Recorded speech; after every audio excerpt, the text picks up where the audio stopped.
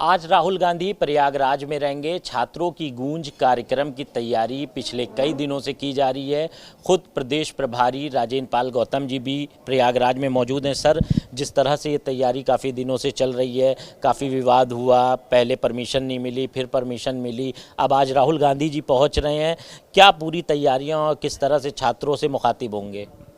देखिए, तैयारी पूरी चल रही है और राजनीति से ऊपर उठकर देश में एक ऐसा भी नेता है जो सभी वर्गों का ध्यान रखता है, जो छात्रों के मुद्दों पर छात्रों के साथ संवाद करता है। केवल अपने मन की बात नहीं करता, लोगों के मन की बात भी सुनता है।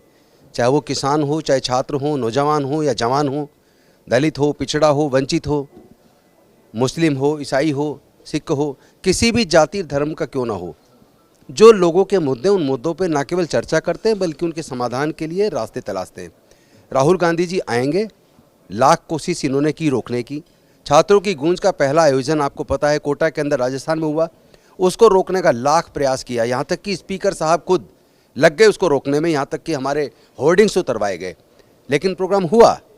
और उसके बाद दूसरा प्रोग्राम उत्तराखंड के देहरादून में, उस प्रोग्राम को भी लास्ट तक कोशिश की कि प्रोग्राम ना हो, लेकिन अल्टीमेटली सत्य की जीत होती है। सत्य की जीत हुई। प्रोग्राम बहुत ज़बरदस्त हुआ।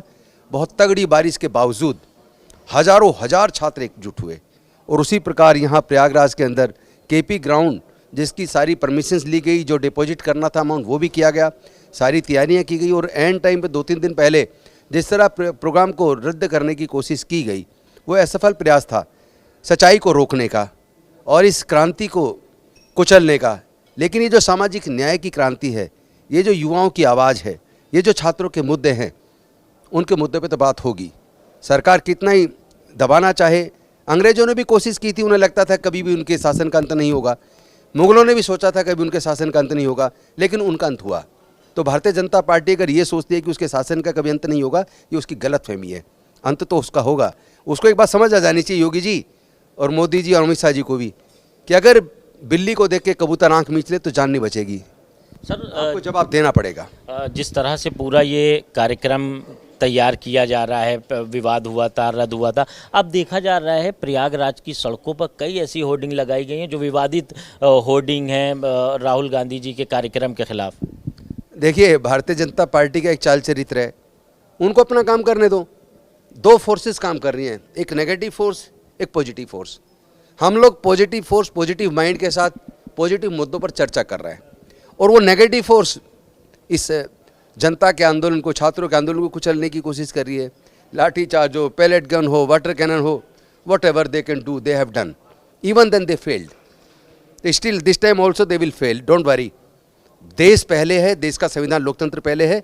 लाख कोशिश कर ले, चाहे मोदी जी करें, योगी जी करें, चाहे अमित शाह जी करें, लेकिन ये सामाजिक न्याय का कार्य और छात्रों के मुद्दे, नौजवानों के, बेरोजगारों के मुद्दे, आप कितना भी दबाना चाहिए दबेंगे नहीं। जिस तरह बेटियों के साथ बलात्कार की घटनाएं घट रही हैं, बढ़ रही हैं।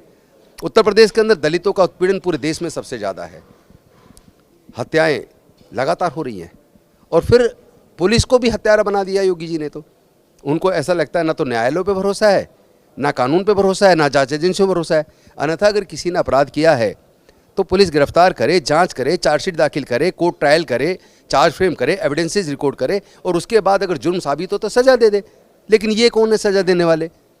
ये तो सबको मारने में लगे हैं। पुलिस को इन्होंने हत्यारा बना दिया है, तो इनको जवाब तो देना पड़ेगा। एक आखिरी सवाल है, जिस तरह से राहुल गांधी लगातार छात्रों के हितों के लिए सड़क पर हैं, प्रधानमंत्री आवास घेरा, अब लगातार वो छात्रों से संवाद भी कर रहे हैं। बताया जा रहा है जो प्रयागराज में कार्यक्रम हो रहा है, 2 लाख के करीब छात्रों ने इसमें रजिस्ट्रेशन किया है। तो क्या ये राहुल गांधी जिस तरह से छात्रों के लिए सड़क पर हैं, उसका ये नतीजा है कि इतनी बड़ी संख्या में लोग आ रहे हैं? निश्चित तौर पर देखिए, चाहे वो 68,000 वैकेंसीज में से जो दलित और पिछड़ों के लगभग 8,000 पद ये खा गए योगी जी, चाहे वो मुद्दा हो। कितने दुखी हैं वो छात्र, उनको सड़कों पर घसीटा गया, उनको प्रताड़ित किया गया, और उधर जंतर मंतर पर प्रताड़ित किया गया।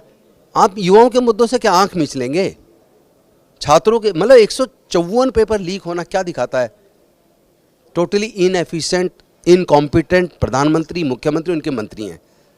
अब देश इनसे मुक्ति चाहता है, इसलिए छात्र एकजुट हो रहे हैं। और चूंकि राहुल गांधी जी राजनीति से ऊपर उठ के उन तमाम वर्गों के, विशेष रूप से छात्रों के, नौजवानों के मुद्दे उठा रहे हैं, तो उनका आकर्षण तो बढ़ ही रहा है, इसमें तो कोई संदेह ही नहीं है। और इसलिए भी बढ़ रहा है क्योंकि वो दिल से ईमानदार हैं, मन से पवित्र हैं, सच्चाई के साथ लड़ रहे हैं और अल्टीमेटली सच्चाई की जीत होती है, ये हमने अपने महापुरुषों से सुना है। मतलब जेनजी के लिए शिक्षा और रोजगार ही अब बड़ा मुद्दा है। निश्चित तौर पर जैन जी के लिए ही नहीं, पूरे देश के लिए शिक्षा और रोजगार, सुरक्षा और स्वास्थ्य, ये 4 मुद्दे बहुत अहम हैं और इस पे सरकारों को काम करना ही होगा, चाहे वो कांग्रेस की सरकार हो, चाहे बीजेपी की सरकार हो या कोई अन्य सरकार हो।